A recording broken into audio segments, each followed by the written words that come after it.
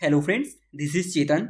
Recently Thailand के जो prime minister हैं उन्होंने हिंदू धर्म को लेकर एक बहुत बड़ा बयान दिया है, जिसमें उन्होंने ये कहा है कि ये जो पूरी दुनिया अभी अशांति से जूझ रही है उसे हिंदू धर्म के मूल्यों, जिसमें सत्य, अहिंसा, सहिष्णुता और सद्भाव, इनसे प्रेरणा लेनी चाहिए, तभी दुनिया में शांति कायम हो पाएगी। आप ये देख सकते हैं, ANI की न्यूज है कि peace will be established in world only through Hindu values of life.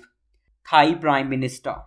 Friends, सोच करके देखिए, ये भारत के लिए, भारत की संस्कृति के लिए कितनी सम्मान की बात है कि कोई दूसरा देश हिंदू धर्म और भारत के सांस्कृतिक मूल्यों की प्रशंसा कर रहा है। और फ्रेंड्स, ये बात सही भी है कि दुनिया इस समय जिन खतरों से जूझ रही है, जो चैलेंजेस फेस कर रही है, उसे सच में हिंदू धर्म और भारत की संस्कृति से प्रेरणा लेनी चाहिए। क्योंकि आप देखोगे कि बहुत टाइम से रशिया यूक्रेन वॉर चल रही है, अभी रिसेंट में इजराइल हमास वॉर चल रही है, म्यांमार में सिविल वॉर चल रही है और अफगानिस्तान में तालिबान का रूल है, जिसने मानवता को शर्मसार कर दिया। ऐसी सिचुएशन में हिंदू धर्म की भूमिका काफी बढ़ जाती है, क्योंकि हिंदू धर्म की जो वैल्यूज हैं, जिसमें non violence, truth, tolerance and harmony, ये सभी चीजें मिलकर शांति स्थापना का प्रयास करती हैं।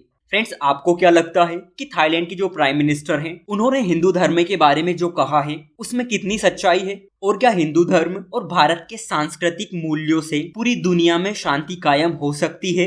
फ्रेंड्स, अगर आप थाईलैंड की लोकेशन देखेंगे तो ये रहा प्यारा भारत, और इसके अगर आप राइट हैंड साइड में आएंगे और आपको ये कंट्री दिख जाएगी, ये रहा थाईलैंड। इसके आसपास की अगर आप कंट्री देखेंगे तो वो है Myanmar, Laos, Vietnam, Cambodia and Malaysia.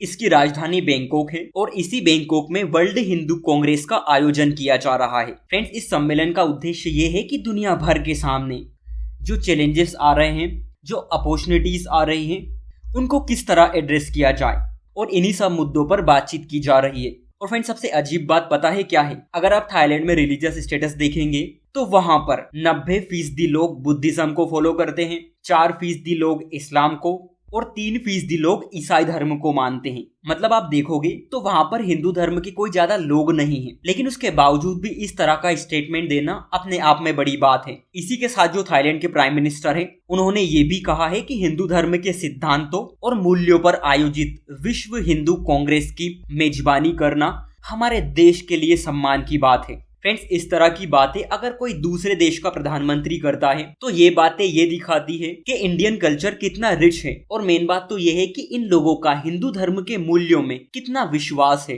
Friends, इसी के साथ RSS के जो चीफ है मोहन भागवत, उन्होंने भी इस कार्यक्रम में हिस्सा लिया था, जिसमें उन्होंने कहा है कि आज की दुनिया सही राह पर नहीं है और लड़खड़ा रही है। दुनिया ने 2000 सालों से खुशी और शांति लाने के बहुत सारे प्रयास किए। सभी ने भौतिकवाद, साम्यवाद और पूंजीवाद का उपयोग भी किया, बहुत सारे धर्मों को आजमाया और उन्हें भौतिक समृद्धि मिली, लेकिन फिर भी कोई संतुष्ट नहीं है। ऐसे में अब खासकर कोविड के बाद दुनिया ये सोच रही है कि भारत ही रास्ता देगा, क्योंकि भारत में वो परंपरा है, भारत में वो क्षमता है, भारत के सांस्कृतिक मूल्य इतने सशक्त हैं कि वो दुनिया को रास्ता दिखा सकते हैं, और भारतीय समाज का जन्म ही इसी उद्देश्य के लिए हुआ है। और फ्रेंड्स, ये बातें काफी हद तक सही भी है, क्योंकि अगर आप वेस्टर्न कंट्रीज को देखेंगे तो उनकी मानसिकता में पूंजीवाद और भौतिकवाद साफ झलकता है।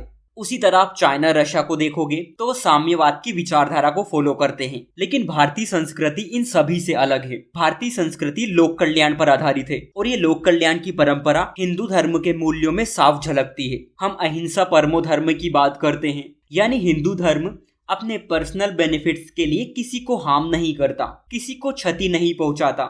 इसी के साथ सच के साथ खड़ा रहना, लोगों में दया भाव की भावना रखना, अगर कोई गलती हो जाए तो माफ कर देना, कर्म को ईश्वर मानना, टॉलरेंस जिसे हम सहिष्णुता कहते हैं वो बनाए रखना, और सामाजिक सद्भाव बनाए रखना। और अगर आप इंटरनेशनल लेवल पर इनकी वैल्यू देखेंगे ना, तो आपको पता चलेगा कि अपने आप में कितने रिच हैं। क्योंकि रशिया यूक्रेन वॉर हो चाहे इजराइल हमास वॉर, भारत ने इन्हीं सिद्धांतों के आधार पर शांति स्थापना की बात कही। चाहे यूनाइटेड नेशन में रिफॉर्म की बात हो, जहां हम वसुधैव कुटुंबकम कहते हैं, यानी पूरी दुनिया, पूरा संसार एक परिवार की तरह है, वहीं दूसरी तरफ हम जरूरतमंद देशों की हेल्प भी करते हैं। आपने रिसेंट के इवेंट देखे होंगे कि अभी नेपाल में भूकंप आया था, उसके पहले तुर्की में भूकंप आया था, फिलिस्तीनी लोगों के लिए सपोर्ट की बात हो, चाहे फिर श्रीलंका का इकोनॉमिक क्राइसिस। आपने देखा होगा कि भारत ने इन सभी की किस तरह हेल्प की। इसी तरह यूनाइटेड नेशन के पीस कीपर्स में इंडिया सेकंड लार्जेस्ट कंट्रीब्यूटर है, जो दुनिया भर में पीस कीपिंग यानी शांति स्थापना के प्रयास करते हैं। भारत में सभी धर्मों के लोग रहते हैं। आपने देखा होगा कितनी ज्यादा डाइवर्सिटी है, लेकिन उसके बाद भी भारत एक है। और फ्रेंड्स, ये सभी मूल्य ही है जो हिंदू धर्म और भारतीय संस्कृति को जीवंत बनाते हैं, जिसकी गूंज पूरी दुनिया में सुनाई देती है।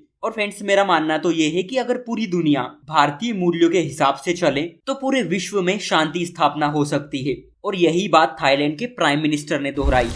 सो आज के लिए इतना ही। Thank you.